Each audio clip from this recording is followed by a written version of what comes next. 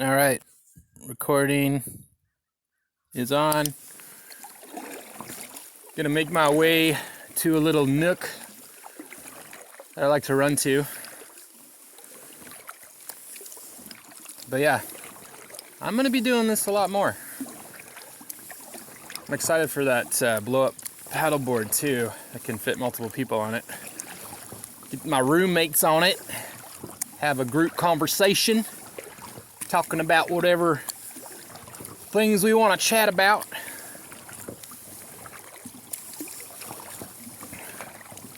Yeah. So how are you all doing? Oh, really? That's cool. Oh, I'm all by myself. Yeah, it's interesting when you're by yourself, like that feeling of loneliness.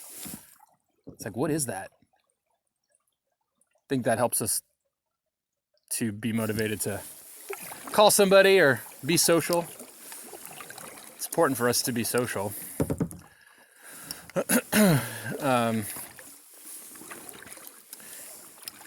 Yeah. I think too, though, there's times when I've been by myself, but I felt very at peace, very content.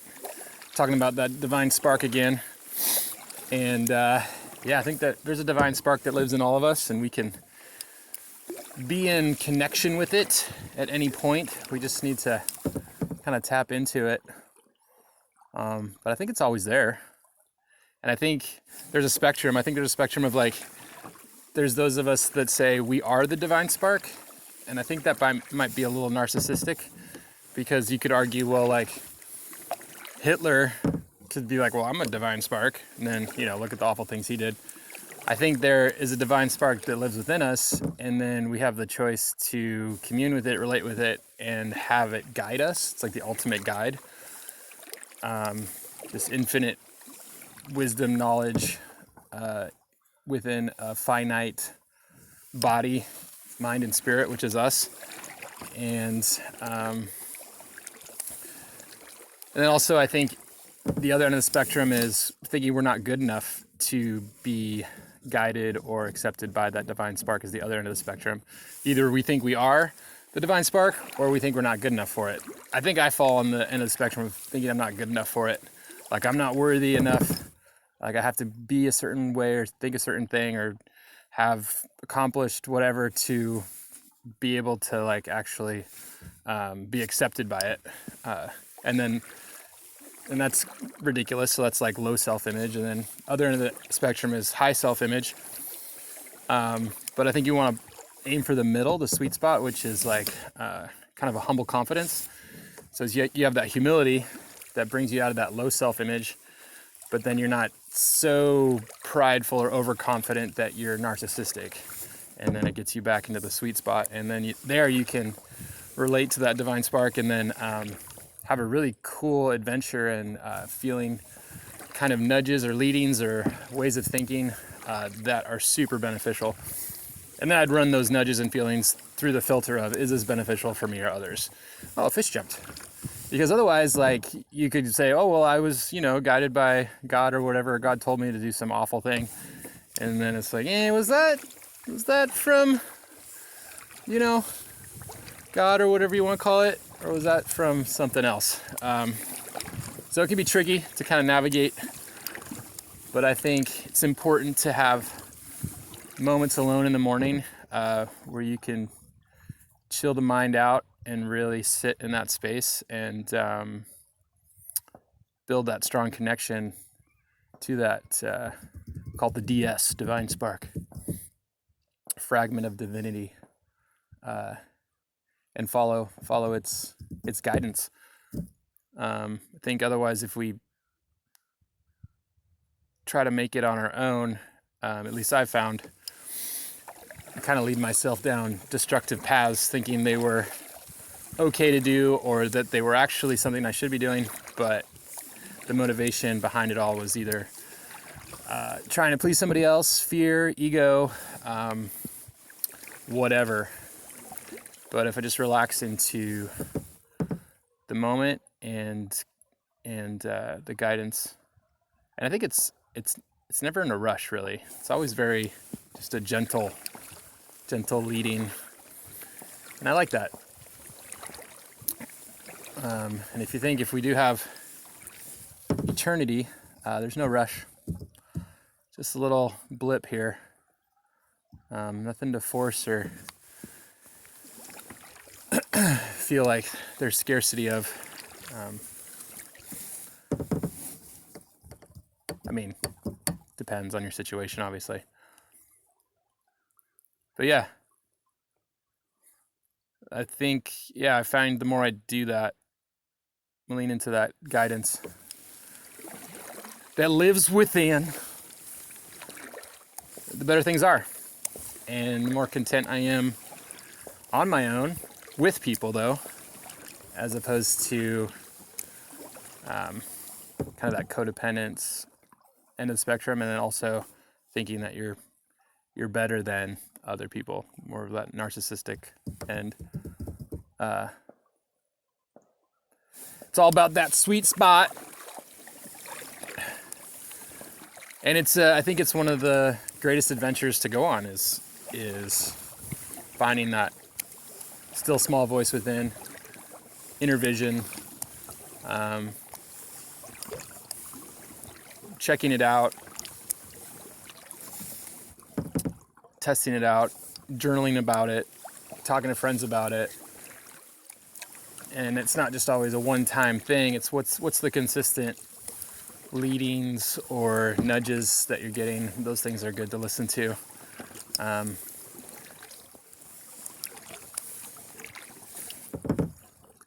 Keeps you on your path, your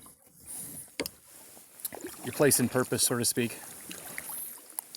Also been thinking about kindred gravity, which I've been reading about, and it's talking about when you're really living in your purpose and kind of following that guidance, it creates this gravity of other kindred people or experiences that are along the same purpose as you. And I was thinking, like, I've been talking with friends that I've had since middle school recently, and I noticed these people like never have been out of my life. I mean, we might not talk for a year or 6 months or whatever, but they're always there, and it never really changes. Like, we always pick up where we left off. I think we can all relate to people like that, family members, friends, and I think this is your kindred gravity group. And I think it's good to like really appreciate those people and see why are they in your kindred gravity, and why do they make you feel like you're at home. I love that feeling. Just feel like you can be yourself with them, you be at home with them, in your heart and in your mind, and that's important. And they're also, it seems like they're people that are very empowering, and real, like they give you real talk because they know you so well. So they're not just gonna blow smoke, right? They're really gonna be honest with you, but it's always really edifying and for your benefit. I think that's really powerful. I've talked about this before, but I think friends in our life, relationships, and experiences are given. They're not chosen. So I think the best thing we can do is just relax into those amazing people and experiences that come our way, and just be ready to participate, to perceive, and then you can experience it and move with it. It's the thing I was thinking about, perception, capacity for receptivity. That's what it was. Having a capacity for receptivity. So I think we're constantly getting amazing gifts on the day-to-day, and it's our choice.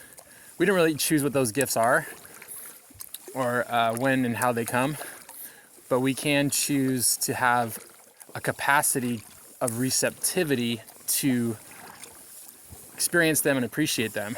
And so our choice is to tune our brains and hearts into that reception mode, so we have the capacity to receive it. And that in itself just comes through, I think, discipline and work. And just like if you want to be physically fit, you need to kind of have a program or habits to make sure that your body is to a level you want it to be at. And I think that's true with ourselves that live within this meat spaceship, so to speak. We don't all believe that, but I believe that our bodies are like a life machine or an avatar, and we are just housed in it in this life. So yeah, I think there's some correlation there with how we treat our bodies and how we the stuff we put in it. I think is similar to our spirit and our mind. Like, what am I putting in it? How am I treating it? And yeah, so capacity for receptivity. I've been talking a lot. Where am I going? I'm going, wow, it's a lot farther than I thought. All right, we're cruising. Let's see how fast we can go. 80 miles to the gallon on this hog.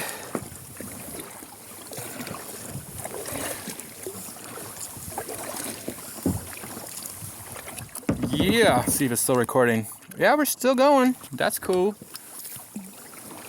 Hopefully the sun will come back out. Here comes the sun. Do-do-do-do.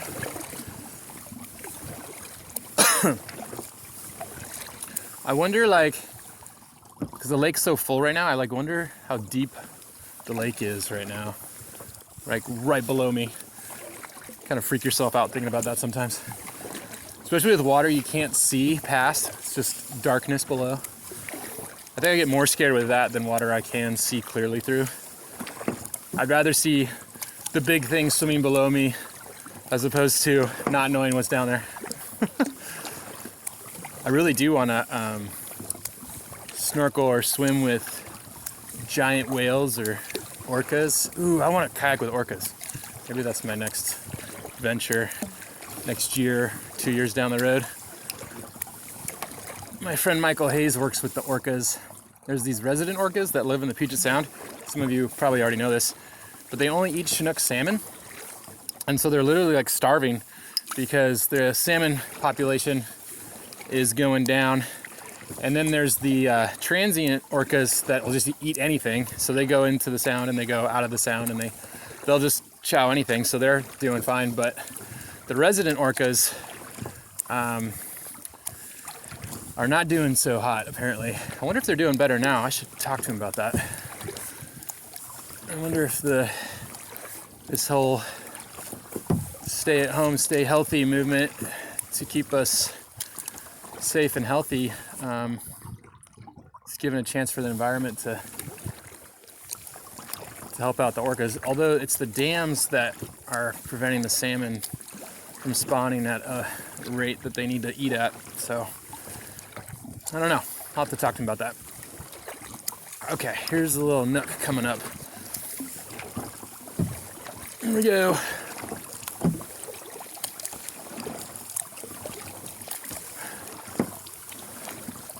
Yeah. Never been out here on a kayak before. This is my first time. Last time I was in a kayak was on my pond when I was 17.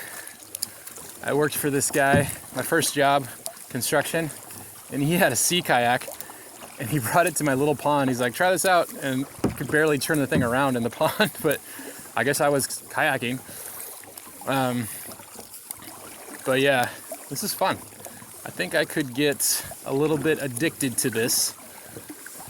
I guess the next step is on a river. Start mild, baby steps. Oh, it's starting to rain. It's starting to rain.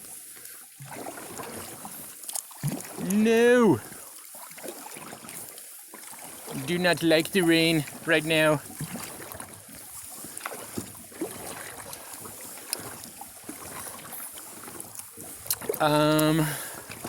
What else have I been thinking about?